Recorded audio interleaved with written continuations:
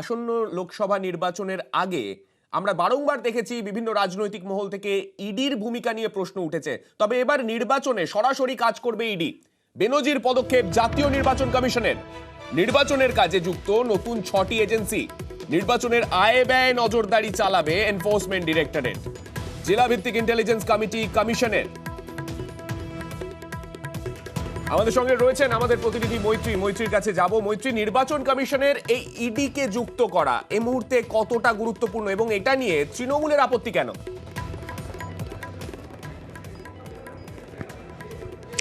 দেখো সানিক, অত্যন্ত গুরুত্বপূর্ণ এই পদক্ষেপ। তার কারণ এর আগে একাধিকবার আমরা একাধিক রাজনৈতিক দল তো বটেই, এমনকি অল ইন্ডিয়া তৃণমূল কংগ্রেসের তরফ থেকেও আমরা একাধিকবার অভিযোগ পেয়েছি যে ইডি বা সিবিআইয়ের মতো কেন্দ্রীয় সংস্থাকে রাজনৈতিক উদ্দেশ্যে বা রাজনৈতিক স্বার্থে ব্যবহার করার।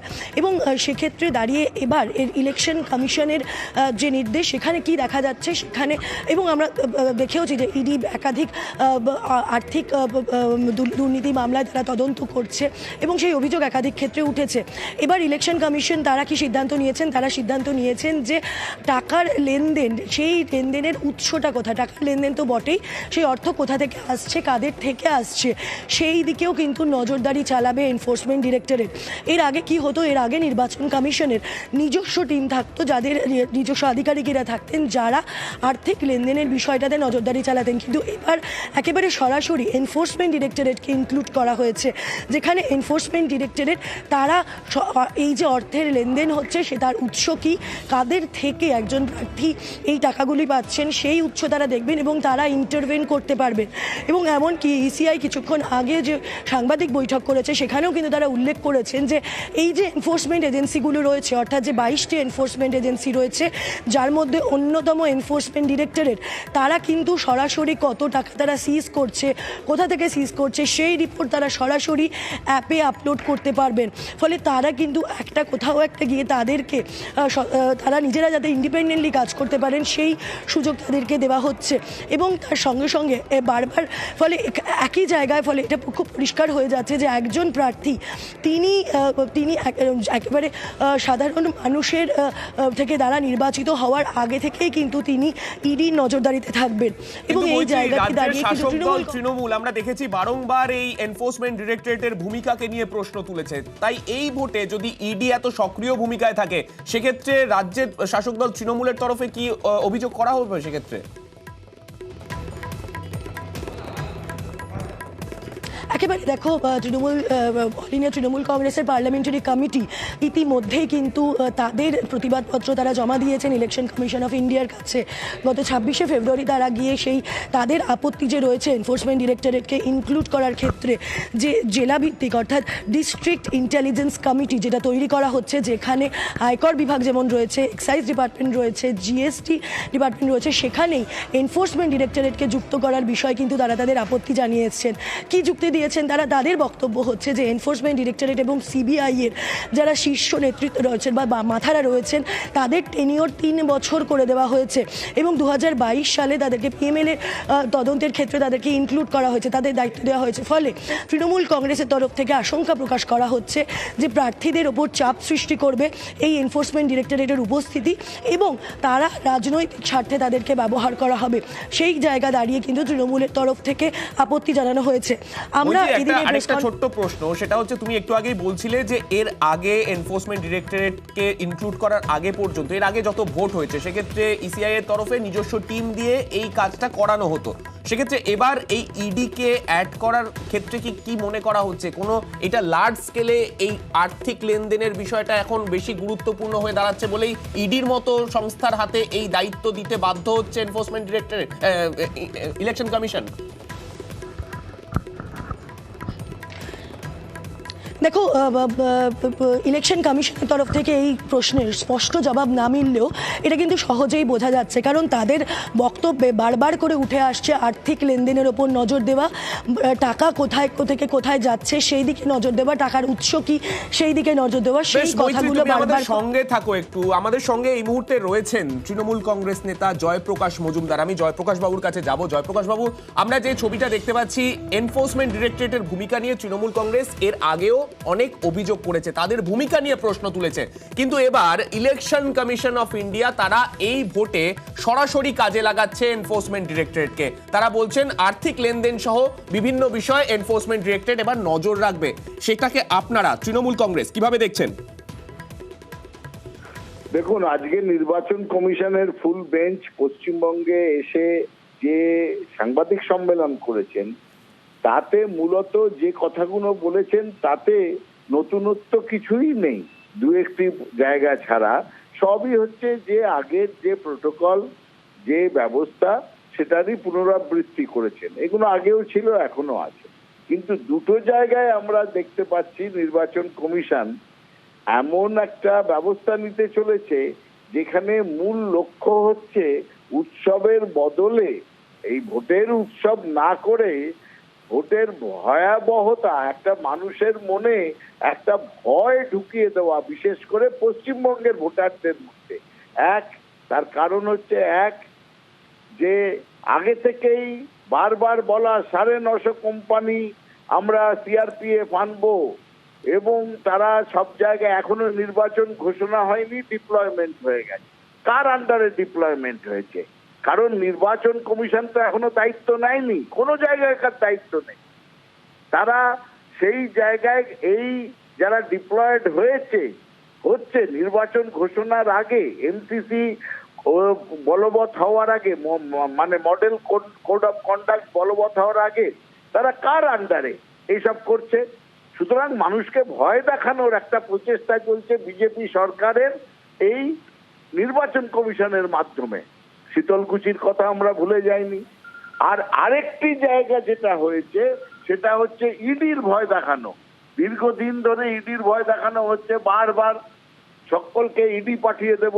শুভেন্দু অধিকারী বলছেন ইডি পাঠিয়ে দেব, প্রধানমন্ত্রী মিটিং থেকে বলছেন ইডি পাঠিয়ে দেব। কি ইডি পাঠিয়ে দেওয়া যেন একটা ধমকির সুর। সুতরাং আজকে নির্বাচন কমিশনের যিনি চিফ নির্বাচন কমিশনার, তার গলাতেও একই সুর শোনা গেল, আমরা ইডি পাঠিয়ে দেবো। তাহলে আপনারা কি করছেন? তার জন্যই আমাদের মনে হচ্ছে যে এই সামনের নির্বাচন বিজেপি মরিয়া হয়ে উঠেছে নির্বাচন কমিশনকেও এই ইডি, সিবিআই ইত্যাদির মতন তাদের শাখা সংগঠন হিসেবে কাজে লাগানোর জন্যে। বেশ, ধন্যবাদ জয়প্রকাশ বাবু। আর এই গোটা বিষয় এনফোর্সমেন্ট ডিরেক্টরেটকে ইনক্লুড করার বিষয়, সেক্ষেত্রে মুখ্য নির্বাচন কমিশনার রাজীব কুমার তিনি কি বলেছেন শোনাবো। All the enforcement agencies would work in close coordination, ensure that elections are not only violence free but also inducement free. Enforcement directorate এর আগেও আমরা দেখেছি বিভিন্ন ক্ষেত্রে, আমরা দেখতে পেয়েছিলাম যে তাদের ভূমিকাকে নিয়ে প্রশ্ন তোলা হয়েছিল বিভিন্ন রাজনৈতিক দলের তরফে। শুধুমাত্র এ রাজ্যে নয়, বিভিন্ন রাজ্যের ক্ষেত্রে এই প্রশ্ন উঠেছিল, এবং এ রাজ্যেও তৃণমূল কংগ্রেস বারংবার ইডিকে ব্যবহার করার তত্ত্বকে সামনে রেখেছিল। কিন্তু তার মধ্যেও আজকে জাতীয় নির্বাচন কমিশন তাদের ফুল বেঞ্চের যে বৈঠক, সেই বৈঠকের মধ্যে দিয়ে তারা যেটা তাদের তরফে জানানো হলো যে নির্বাচনেও কাজ করবে এই এনফোর্সমেন্ট ডিরেক্টরেট। এক কথায় বলা যায় বেনজির পদক্ষেপ জাতীয় নির্বাচন কমিশনের।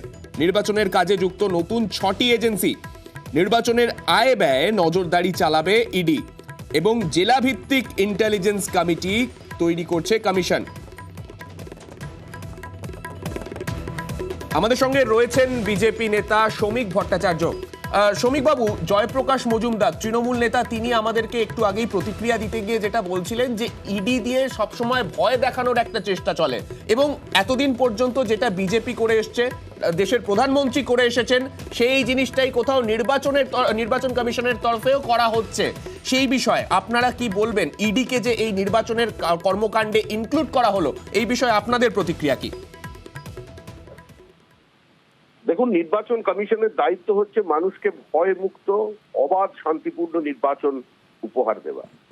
পশ্চিমবঙ্গের যে নজিরবিহীন সামাজিক এবং রাজনৈতিক পরিস্থিতি, তার জন্য নজিরবিহীন সিদ্ধান্তই নির্বাচন কমিশনকে নিতে হচ্ছে। ভোটের আগে থেকে কেন্দ্রীয় বাহিনী, এটা তো বাংলা এবং বাঙালির লজ্জা, যে ভোট সংস্কৃতি থেকে বিহার বেরিয়ে আসতে পেরেছে, সেখান থেকে আমরা বেরিয়ে আসতে পারি।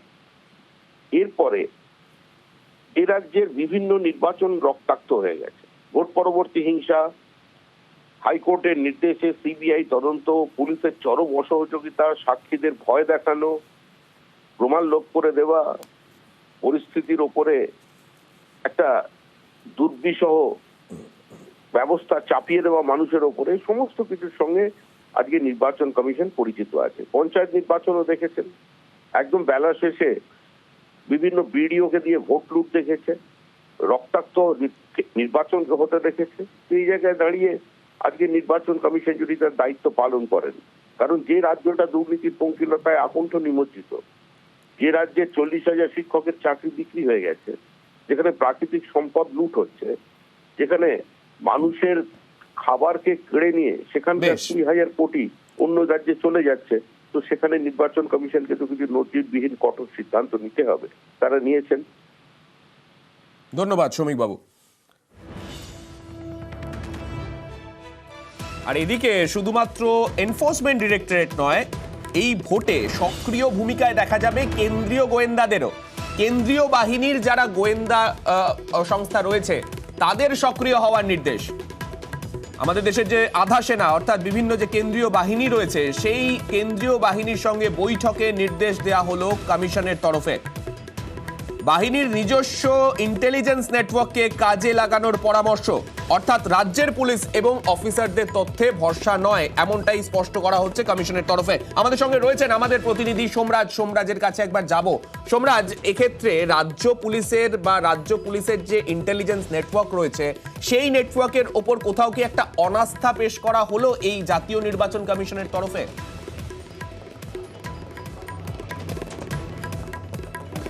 দেখো, এটা এখনো পর্যন্ত স্পষ্ট নয় যে রাজ্য পুলিশ বা রাজ্য পুলিশের গোয়েন্দা বিভাগের ওপর কোথাও কি অনাস্থা প্রকাশ করা হলো নাকি, কিন্তু একটা বিষয় স্পষ্ট যে রাজ্য পুলিশের ওপর ভরসা না রেখে কার্যত কেন্দ্রীয় বাহিনীর যে ইন্টেলিজেন্স ইউনিট বা গোয়েন্দা বিভাগ, তাদের ওপরে এবার ভরসা করতে চাইছে জাতীয় নির্বাচন কমিশন। তার কারণ আজকে যখন ফুল বেঞ্চের বৈঠক হয়, বিভিন্ন আধা সেনার যারা উচ্চপদস্থ আধিকারিকরা ছিলেন তারা আজকে উপস্থিত ছিলেন, সেই সময় এই বার্তা দেওয়া হয় যে তারাও যাতে তাদের নেটওয়ার্ককে আরও সতর্ক করে, অর্থাৎ নেটওয়ার্ককে অ্যাক্টিভ করে। কেনই কথা বলা হচ্ছে, এর পিছনে রয়েছে সম্প্রতি পঞ্চায়েত নির্বাচনের ঘটনা। কলকাতা হাইকোর্টের নির্দেশে পঞ্চায়েত নির্বাচনে কেন্দ্রীয় বাহিনী মোতায়েন করা হয়েছিল, কিন্তু সেই পঞ্চায়েত নির্বাচনে কেন্দ্রীয় বাহিনী মোতায়েন নিয়ে একাধিক অভিজ্ঞতা রয়েছে এই আধা সেনার বিভিন্ন এজেন্সিদের। ফলত সেই জায়গায় দাঁড়িয়ে আধা সেনার মোতায়েন নিয়ে যে এবার রাজ্য পুলিশের ওপর নয়, বরঞ্চ তারা তাদের নিজেদের ইন্টেলিজেন্সের ইউনিটের ওপরে যাতে ভরসা রাখেন, সেই বার্তাই আজ ফুল বেঞ্চ দিয়েছে। তার কারণ পঞ্চায়েত নির্বাচনের অভিজ্ঞতাকে মাথায় রেখে। যদিও আজ যখন জাতীয় নির্বাচন কমিশনের তরফে chief election commissioner Rajiv Kumar, তিনি একটা বিষয় স্পষ্ট করেছেন যে রাজ্য পুলিশই প্রধান দায়িত্বে থাকে নির্বাচন পরিচালনা এবং সিএপিএফ অর্থাৎ আধা সেনা মোতায়েনের ক্ষেত্রে, কিন্তু সূত্র মারফত খবর রাজ্য পুলিশকে আনুষ্ঠানিকভাবে এই দায়িত্বভার দিলেও কোথাও না কোথাও রাজ্য পুলিশের ওপর আস্থাটুকু রাখছেন না নির্বাচন কমিশনের ফুল বেঞ্চ। গতকাল একাধিক রাজনৈতিক দল এই নিয়ে অভিযোগ জানিয়েছে। অভিযোগের যদি বলা যায় যে একাধিক রাজনৈতিক দল, বিশেষত বিজেপি, সিপিএম, কংগ্রেস একযোগে অভিযোগ জানিয়েছে যে বিএসএফ বা আধা সেনাকে সঠিকভাবে ব্যবহার করা হয় না ভোট চলাকালীন বা ভোটের আগে বা বিজ্ঞপ্তি জারি হওয়ার পরে।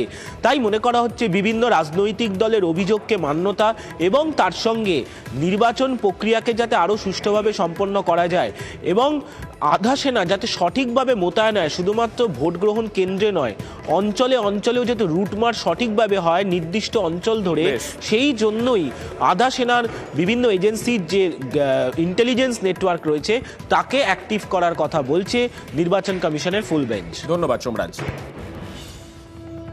जो इंटरनेशनल और बॉर्डर्स हैं उन पर बहुत ही सख्त विजिल रखने की स्पष्ट इंस्ट्रक्शंस दी गई हैं।